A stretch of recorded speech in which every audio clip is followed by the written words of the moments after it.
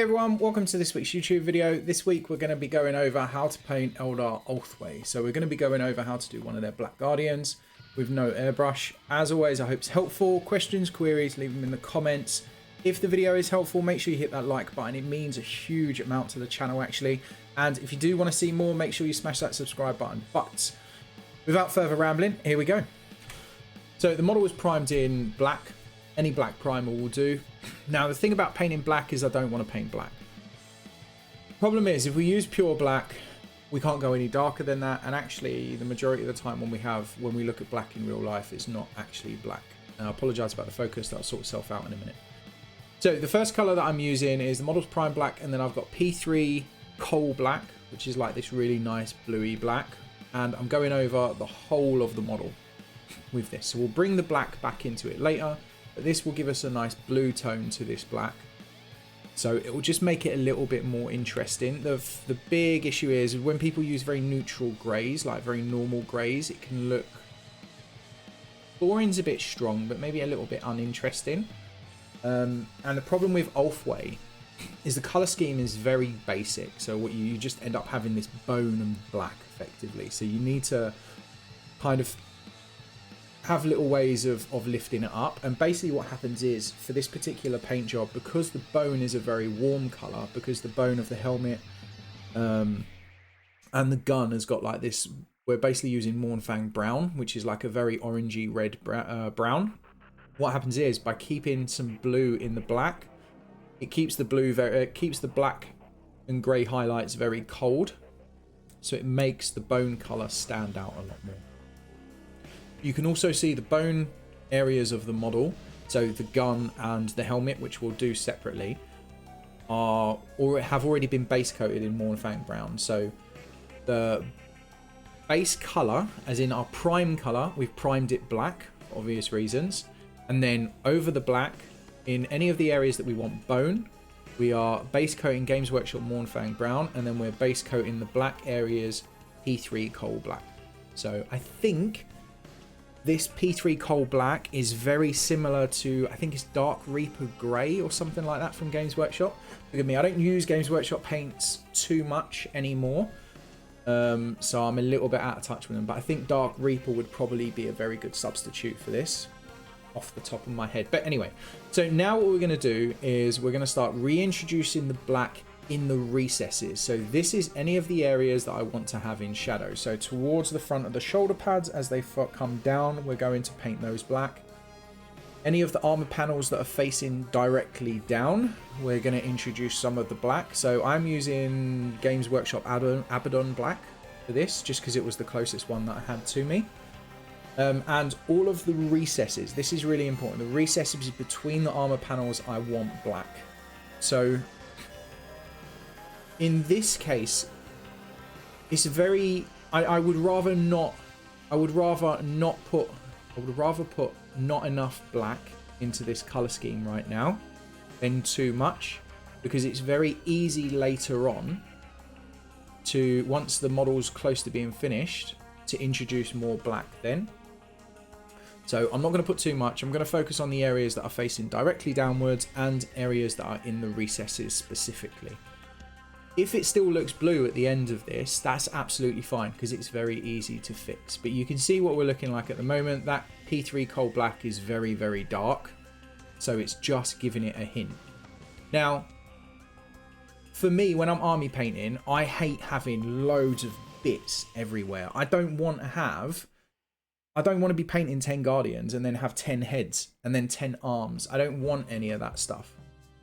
I want all of that on the model ASAP, because the sooner that all of the models are glued together, the sooner there's less chance of me losing those bits, because the amount of times where I've got 50 models in front of me and I've got 50 heads in front of me and one or two of them drop off the desk and I never even realize. So for me, biggest priority is to get this thing glued together. So the first thing that I'm looking at is getting these arms on. So as weird as it sounds, I'm going to paint the abs first, because the abs is the area of the model that's covered by the arms and the shuriken cannon, shuriken catapult even. So by getting color down on the abs and around the chest, it means that I can glue the arms on very early on, and I don't have to worry about those going missing or me dropping something on them or a mistake of any kind. So with the abs specifically, in this case, what we're doing is, all I'm doing is I'm adding white to the coal black. Now this does give this armor a very bluey tone to the highlight. If this color scheme is a little bit too blue, what would be good is to use like a more neutral gray. I think Games Workshop have something called like stone wall gray or stone, right? It's pretty much just, if you got black and white and added white to black, you'll get a very neutral grey. So if you wanted something less blue, basically just use like a very boring neutral grey instead of this step. And all I did with it was I pretty much just put edge highlights onto the abs. The abs are covered. We don't need to do anything crazy on it. Grey edge highlights. That's pretty much what it was. Now the arms are glued on, I can actually work towards painting the rest of the armour. Now the thing that what I want to achieve when I'm painting is, generally speaking, I want the closer towards the top of the model, the brighter the highlights to get, because I want everyone to be looking around the head in that area. I don't care about people looking at the feet. So the first thing that I'm looking at straight away is I want to highlight the shoulder pads around the chest and around whatever his backpack thing is that goes around his neck. So I've got that white coal black mix, and I'm placing in my large chunks of highlights. Now, what I can't stress this enough, this is where things get difficult, because you need to, if you go too large with these highlights, he's going to look like he's grey. If you go too small with these highlights, what ends up happening is you get this Tron style look. So it's very much trying to find the balance, and the balance comes from the size of your highlights. Now, at the moment, you can see that the majority of the black on this armor is kind of disappeared, but that's fine because I haven't really started blending. What I'm trying to find, first of all, as always, is do I like the armor color that I'm using, and how bright do I want to go with my highlights. Now, as it stands right now, I actually really like where this is going. Later on, I decided to make these highlights a little bit smaller, and in hindsight, I'm not sure that's the best thing that I could have done, or I'm not sure if that's the right thing, but is what it is. I'll know for next time when I try it. So what happens is we're adding more and more white to this P3 coal black until we get to a highlight color that we like. And remember, the brighter we go, the shinier it's going to look. The brighter we go with the highlights, and the smaller the highlights, the shinier this armor is going to look. So it's very dependent on how shiny you want your armor to look on these Eldar models. Now, for me, I think for me, like the nicest Eldar army out there is probably Hendarian's Bealtan Eldar, and all of his stuff is like super shiny. So I would say that for me is probably the peak of what you could do with Eldar from all of the painters that I know of, right? So you might know better, whatever, doesn't matter. But in my head, that's probably the nicest Eldar army out there. And all of those are very shiny. So that's something, when it comes to Eldar, that I'd probably gravitate towards, which is why this ends up looking quite striking. Now, it's worth noting, like, I'm not smoothing this out at the moment. All of these brush strokes are very rough. You can see the transitions are very rough as well. I'm not trying to smooth those yet. The priority is, especially when it comes to the first miniature, the test miniature, which is ultimately what this is, because I'm only doing one of them. The priority is to establish your volumes, your highlights, your colors. It's to get as much information as possible.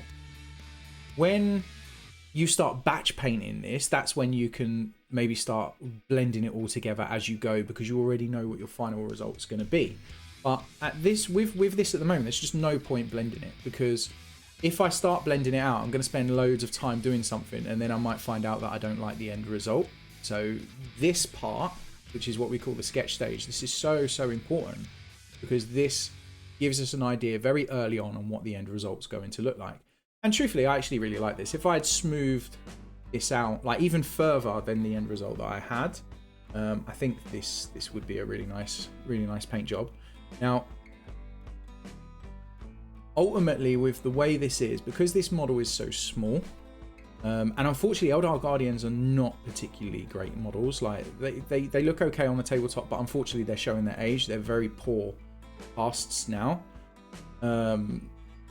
So they're a bit of a nightmare to paint, but ultimately what I've done is I've got this very rough transition with this paint, and I've thinned that paint. So I'm looking at breaking that surface tension like I'm always talking about. So I add water until that sticky solid layer goes away from the paint. And that's what I was doing with those previous coats. When I'm building up those transitions, I'm looking for a semi-transparent paint. So now when I'm smoothing it out, now I'm going with more of a glaze consistency. I've thinned down the paint to maybe 4 or 5 parts water. I'm looking for a really transparent paint, and then I'm going over everything. So what we've done is we've gone so bright with the highlights, a little bit too bright, and then when we just glaze over everything, it starts smoothing it all together. So a lot of those brush marks disappear, and those extreme highlights darken down quite a lot. So the steps for this is you want a very rough sketch with semi-transparent paint. You want to go brighter than you actually want in the end, and then when you start smoothing it all out, then you glaze over all of it and it brings it all together. It darkens down the extreme highlights, it smooths out your transitions, and then you're at the point where you can look at it and go, do I need more black? Which is what I've just been doing here. I went back to that Games Workshop Abaddon black, and in the darkest areas I've painted in that black again to really push the shadows. And then lastly, it's a case of painting in my edge highlights to frame everything on this model. Now remember, with the older Eldar sculpts, those armor panels do not have crisp edges. This is where things become a challenge, because you can't well edge highlight a lot of these armor panels with the side of your brush. So you have to do it with the tip of your brush and physically paint them on, which is what you can see me doing now. So remember what you need to do. You want your paint to be as opaque as possible. So thin it down so you get rid of that like splodgy, milky skin like layer that you get over your paint. So add enough water to break the surface tension on the paint. Get your paint on your brush, remove the excess, recover your brush, like pull it and twist it so you get a nice tip on your brush, and then you do your brush stroke on the model. But what you want to do is you want to exhale as you do your brush stroke. This will steady your hands. You always want to be pulling your brush towards the direction of your wrist to give you the most control over your brush stroke. Ideally, you want one long sweeping motion, because one long sweeping brush stroke will give you a more consistent result than lots of small little brush strokes. So when you're trying to get those nice crisp edges for Eldar armor panels, and it's not physically sculpted, that's the steps that you need to go through to try and get nice crisp lines. Remember though, it's really important to exhale as you go. So while I've been rambling about that, all that I've been doing on screen is I've just been glazing black into the armor to darken down the deepest recesses. That's it. So previous glaze where I smoothed it all together was using P3 coal black. And then once I've got the armor to a point that I like, then I went back with the Abaddon black. Same again, glaze consistency. So really, really thin, like 5-6 parts water. I want like a really transparent paint. And then I'm glazing that into the shadow areas, into the areas that I want black to really darken it down. And all this smooths it out. And then it's just a case of cleaning up. Because we're constantly making adjustments. Now, what the challenge that arises with something like this is you've got to do this across an army. So as long as you stick with your colors, you'll be absolutely fine. So as long as you stick with your black, whole black, and then whatever gray you choose to use, you'll get a consistent result across everything. So you don't have to worry about that. The priority is going to be is always going back to black and always going back to the same highlight color. You can see me doing all the edge highlights on here. Like, it's just, Eldar are so important for edge highlights, especially black, because it's so easy for all the armor panels just to get lost into each other. When you look at this model from far away, a lot of the time you're going to struggle to see where one armor panel stops and one begins, and that's what edge highlighting does. Forget about the arguments about realism or whether it's the lighting's correct or anything like that. From a army painting perspective, edge highlights are incredibly important because they cause your models to be readable.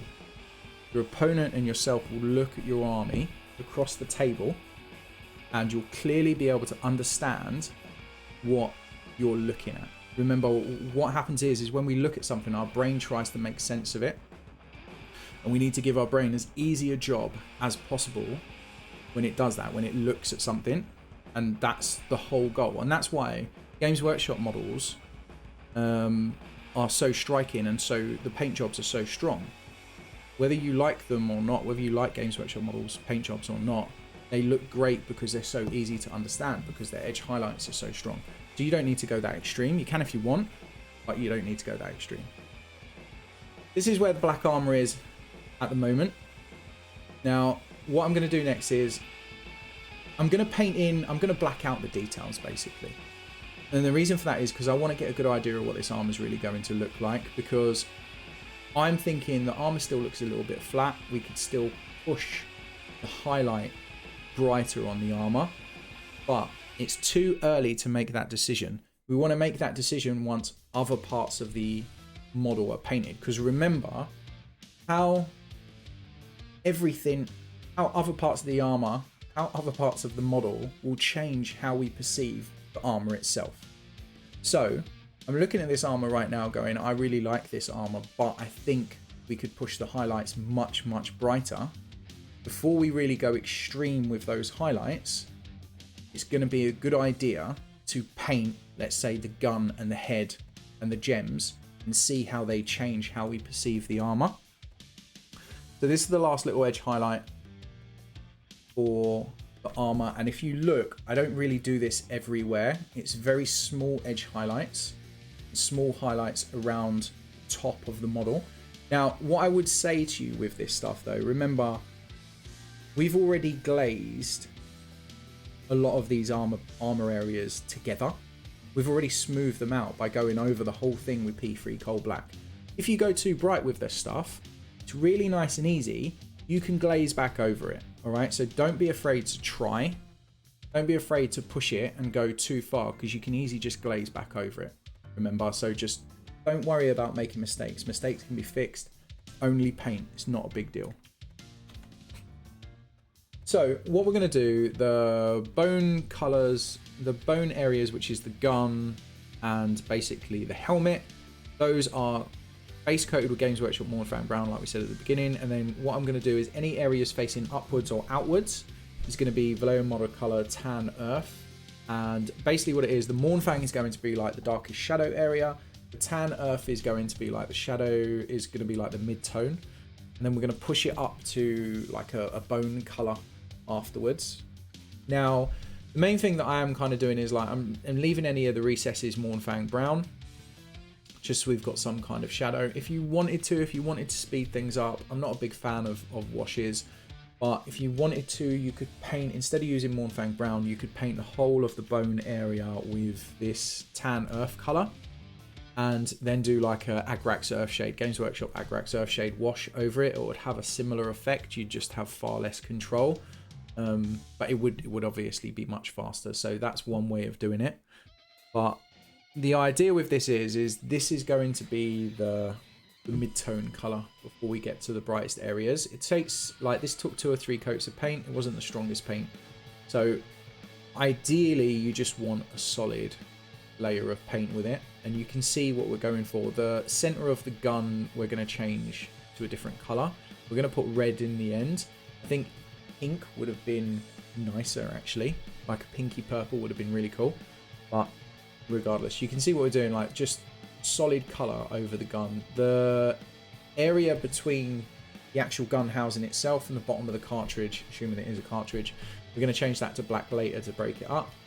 But you want basically solid base color, and then you want to do the same with the head. Now the head itself, the front of the head, we're going to paint on like solid Tan Earth, which is what you can see that I've done. And then at the back of the head is the Games Workshop Mornfang Brown. And what we're going to do is we're going to get thin coats of paint, and we're going to smooth those two areas together now. So the Mornfang Brown, and we're going to jump between the Mornfang Brown and the Tan Earth. So both paints we're looking for a semi-transparent consistency of paint. So ideally you only want the colors to be tinted by what's underneath, and your brushstroke direction matters here. So if you're using the Vallejo model color Tan Earth, you want to thin it down so it's transparent, so probably like 4 or 5 parts water to 1 part paint. And you're going to start of the area in the area of the model which is Mournfang Brown, and you're going to end your brushstroke in the Tan Earth area, because where we end our brushstroke, that leaves the strongest amount of paint. So if we've got Tan Earth on the paintbrush, we want to finish in the Tan Earth area, and it's the same the other way around. We've got Mournfang Brown on our paintbrush.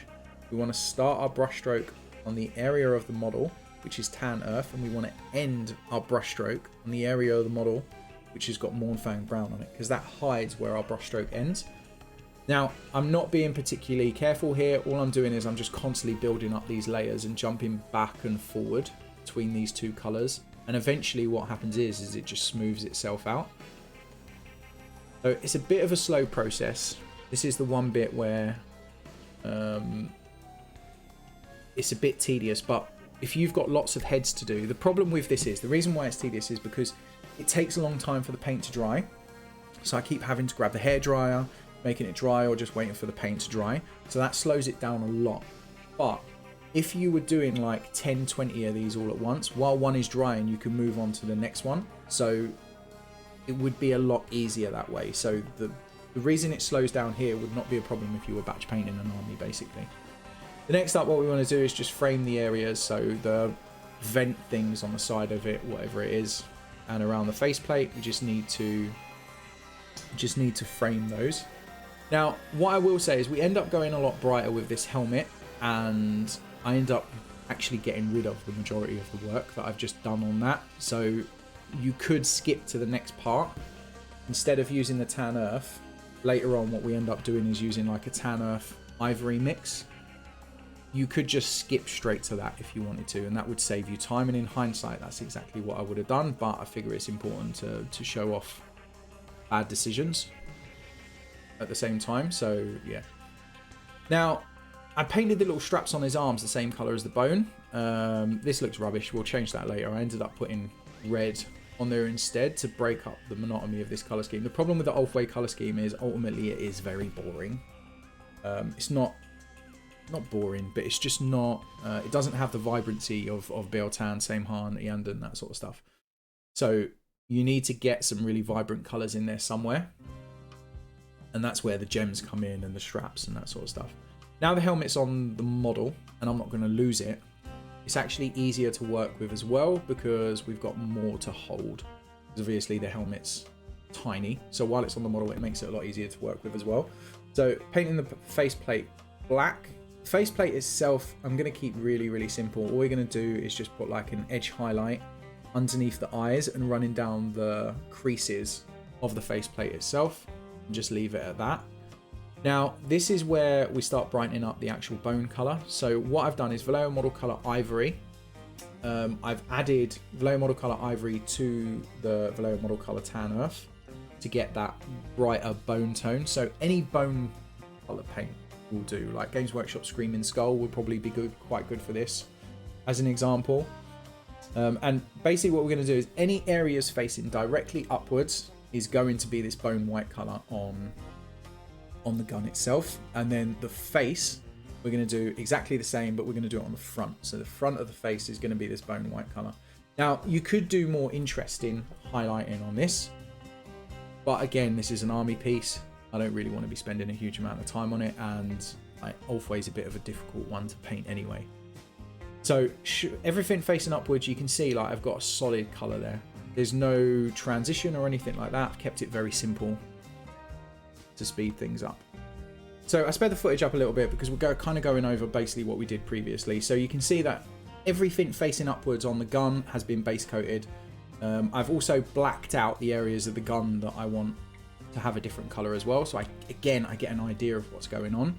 Now the face itself, you can see I'm doing exactly what I did on the previous step. I've got that big chunk of this ivory tan earth mix, and I'm going to start blending that together again. So it's not overly exciting.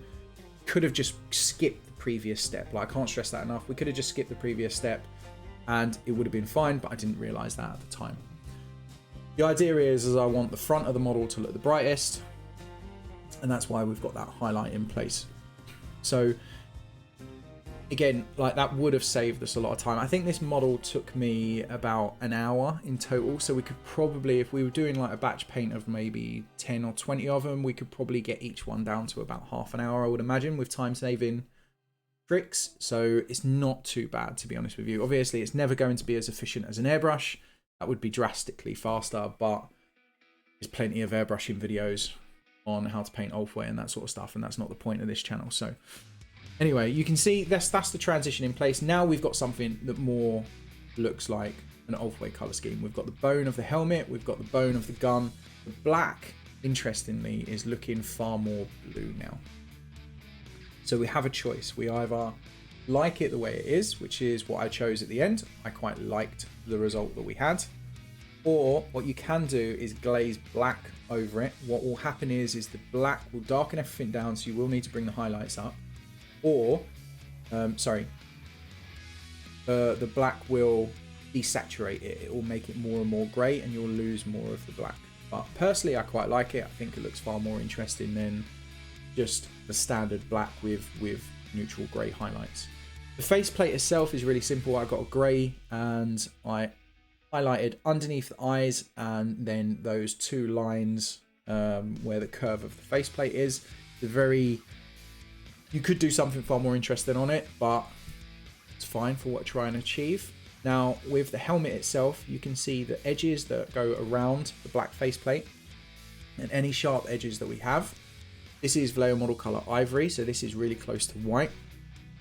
Basically, we're edge highlighting the areas that I want to pop. This is really important. This is what's going to give us our nice finished look. And it stops this bone color looking flat, which is really, really important. You don't need to do every single edge. For me, I chose the edges which will frame models quite nicely, frame the areas of the model quite nicely. So for example, the face, I pretty much did an edge highlight all the way around that black faceplate. I did an edge highlight on all of the sharp edges of the gun, just again because it makes the shape pop, looks a little bit less boring, uninteresting. And the big thing here is the point with this highlight is the same with the point with those final highlights. It's almost like we're drawing attention to the areas that we want. And as we get further towards the bottom of the model, the less of these highlights there are in place. And actually, if you look towards the bottom of the legs are virtually like not even painted. So what this does is, because the bottom of the legs don't really have any crisp lines, they don't have any edge highlights, they don't have any like real details, what you end up doing is focusing on the area of the model that has got lots of details, which is all towards the top. So the bottom of the model is no longer important. It's all about the top of the model, the top of the head. It's causing the viewer to look where we want to look, where we want them to look.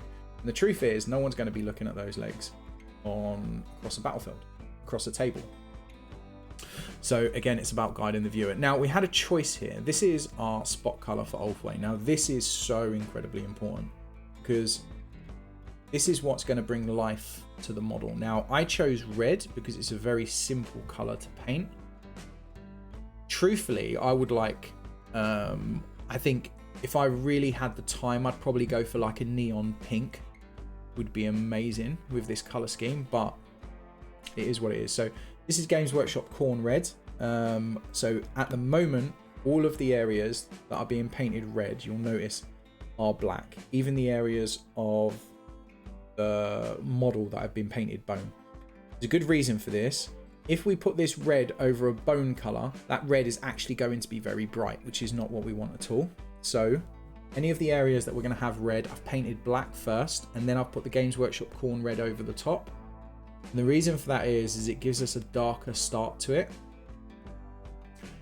And what that means is our darker shadows mean our brighter areas are going to pop even more. And remember, like when we're painting red, we really want those dark shadows to make the saturation of the red really pop, to make the vibrancy of the red really pop.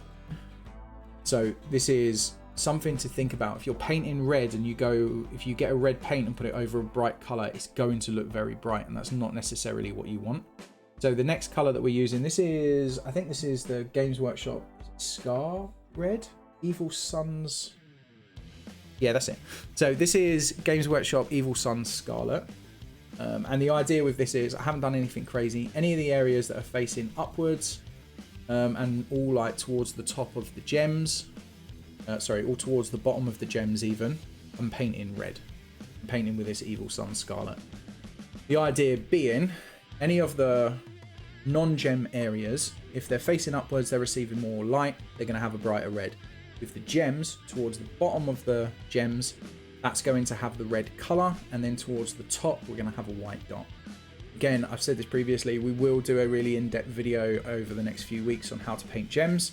As soon as I've got that up, you can have a look, but ultimately, there's a million different gem tutorials from Games Workshop that you guys can follow. Ultimately, what you're doing is the bottom left or bottom right section of a gem, you're going to paint your color of choice, whether that's red, green, blue, whatever it is. And in the opposite corner, so top right or top left, whatever it is, you're going to have your dark area and you're going to paint a white dot. This makes all the gems really pop. So I've been talking about this the whole time. Eldar really benefit from edge highlights. I've added a very small amount of white to this Evil Sun Scarlet, so it gives it a little bit of a pinky tone. And I'm only putting in very small edge highlights on, let's call it a barrel. I don't know what it is. Barrel of the gun. All of the gems themselves, I'm getting this pink and I'm putting a very small amount on the brightest area of the gem. So for me, generally, what I'm doing is the bottom left part of the gem, I'm having those areas as the brightest part. So those are receiving this pink.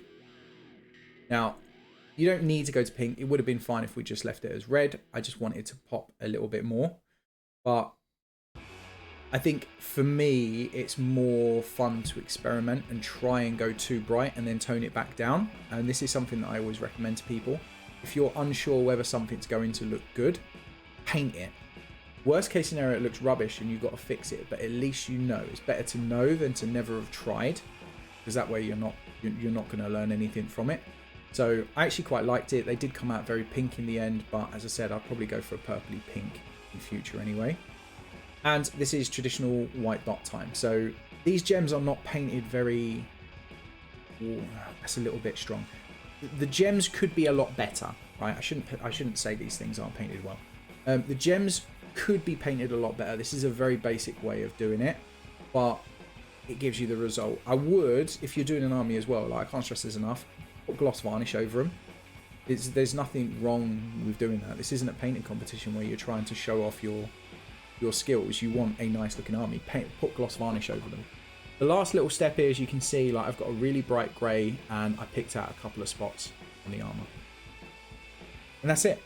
I hope this has been helpful. It's really difficult. It really is actually quite difficult to try and get all of this information into a video that's kind of under 45 minutes. So I'm hoping it's been clear. If you've got any questions or queries, as always, leave them in the comments below. Thank you everyone for watching. If you do want to support, you know the drill, feel free to check out the Patreon. There's far more in-depth and advanced video tutorials on Patreon. So if you do want more content, feel free to check it out. I do also teach full-time, so feel free to check out the one-to-one tuition options that are there as well. Or do you know what, just get in touch. But thank you everyone, and I'll catch you later.